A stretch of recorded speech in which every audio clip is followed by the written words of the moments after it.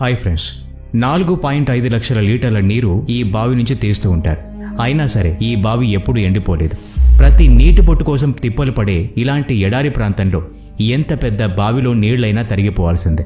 అలాగే మక్కాలో ఉండే ఈ జంజం బావిలోని నీరు ఎప్పుడూ నిండుగా ఉండటం ఆశ్చర్యమే కదా. ఈ బావి నుండి వేలాది మంది ప్రతిరోజు నీళ్లు తీసుకుంటూ ఉంటారు. ఇన్నేళ్లలో ఈ బావిలో నీరు ఎప్పుడు ఎండిపోలేదు, తగ్గిపోలేదు. అంతేకాదు, ఇస్లాం మతస్థులకు ఈ నీళ్లు అమృతంతో సమానం. ఈ నీళ్ల సంగతులు తెలుసుకుంటే కాళ్ల కింద పాదాలు చల్లగా మారుతాయి. ఈ నీళ్ల గురించి శాస్త్రవేత్తలు చేసిన పరిశోధనల గురించి కూడా తెలుసుకుందాం. ఈ విషయాలు తెలుసుకుంటే మీరు మరింత ఆశ్చర్యపోతారు. ప్రపంచవ్యాప్తంగా అతిపెద్ద మతాల్లో ఇస్లాం మతం 2వ స్థానంలో ఉంది. వీటిలో ఎన్నో కథలు మీరు గతంలో కూడా వినే ఉంటారు. వాటిలో ఒకటి జంజంకి చెందిన నీళ్లు. వేల సంవత్సరాల క్రితం పైగంబర్ ఇబ్రహీం తన భార్య హజ్రా, వాళ్ల తనయుడు హజ్రత్ ఇస్మాయిల్ని అల్లా చెప్పిన సూచన పాటించి మక్కాలోని ఎడారిలో వదిలేసొచ్చాడు. తన కుమారుడు ఇస్మాయిల్కి పాపం దాహం వేసినప్పుడు ఎడారిలో కోసెడు దూరం వెళ్లినా కూడా ఒక్క చుక్క నీళ్లు కూడా కనపడలేదు. దాహంతో అలమటించాడు. అప్పుడే అక్కడ ఒక అద్భుతం జరిగింది.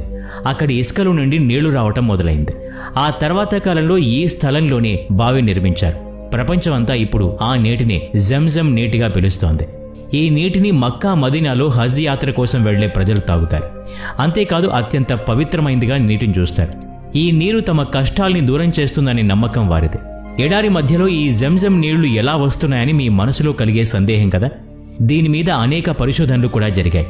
తర్వాత నిర్ధారించిన విషయం ఏంటంటే, ఈ జంజం నీళ్లు మక్కాకి ఆనుకుని ఉన్న కొండ ప్రాంతంలో ఉన్న జలపాతాల నుంచి వస్తున్నాయేమోనని. ఇస్మాయిల్ తన పాదాల్ని ఈ నేలపైన పెట్టినప్పుడు ఈ జలపాతాలు ఏర్పడ్డాయని ఇస్లాం గ్రంథాల్లో రాసి ఉంది. ఈ కాలంలోని శాస్త్రవేత్తలు కూడా ఈ జలపాతాల్ని చూసి ఆశ్చర్యపోతారు. ఇక్కడ అసలైన ప్రశ్న ఏంటి అంటే, అసలు ముస్లింలు ఈ జంజం నీటిని ఎందుకు ప్రపంచంలోనే అన్నిటికంటే పవిత్రమైన నీటిగా భావిస్తారు? ఈ విషయాన్ని అర్థం చేసుకోవడానికి చాలా మంది శాస్త్రవేత్తలు జంజం నీటిపైన పరిశోధనలు చేశారు. కానీ జపాన్ శాస్త్రవేత్త మసారు ఎమోటో కనుగొన్న విషయం అందరినీ ఆశ్చర్యపరిచింది. మసారు ఎమోటో ఎలాంటి శాస్త్రవేత్త అంటే, ఈయన ప్రపంచంలో అనేక ప్రాంతాల్లోని నీటి మీద విశేష పరిశోధనలు చేశారు. అలాగే జంజం నీటి మీద పరిశోధన చేసేందుకు ఈయన కంటే మెరుగైన శాస్త్రవేత్త ఇంకెవరూ ఉండరు. ఈయన జంజం నీటిని తీసుకుని దాని మీద చాలా సమయం పాటు పరిశోధన చేశారు. ఎమోటో ఈ నీళ్లు ఎక్కడి నుంచి వస్తున్నాయో తెలుసుకోవడానికి చాలా కష్టపడ్డారు.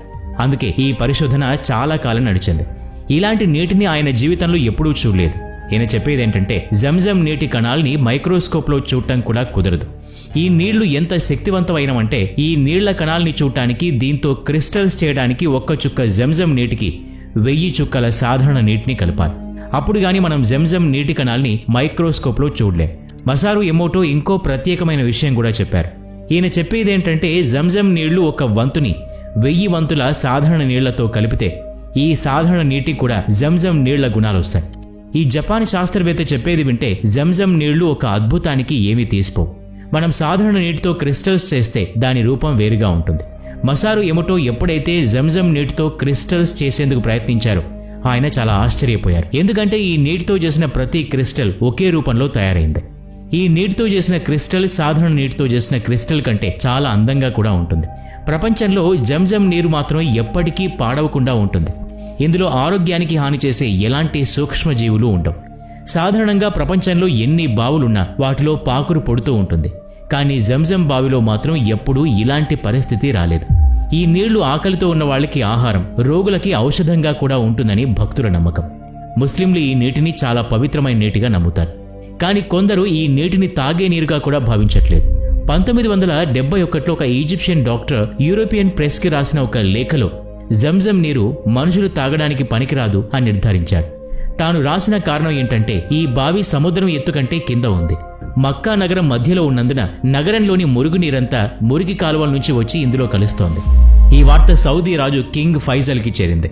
ఈయన ఈ డాక్టర్ని తప్పుగా రుజువు చేయడానికి వెంటనే సౌదీలో ఉన్న నీటి శాఖని యూరోపియన్ ప్రయోగశాలకు నమూనాలు పంపమని ఆదేశించాడు.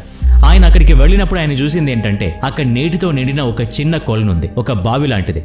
18x14 పరిమాణం ఉన్న ఈ బావి ప్రతి సంవత్సరం లక్షల గ్యాలన్ల నీటిని హజీలకిస్తుంది. హజ్రత్ ఇబ్రహీం కాలం నుంచి ఇక్కడ నీటి లభ్యత ఉంది. ఇక వాళ్లు తమ పరిశోధన మొదలుపెట్టారు. ఈ బావిని పూర్తిగా అర్థం చేసుకునే ప్రయత్నం చేశారు. ఈ బావి లోతు తెలుసుకోవడానికి ఒక వ్యక్తిని లోపలికి దింపి చూశారు.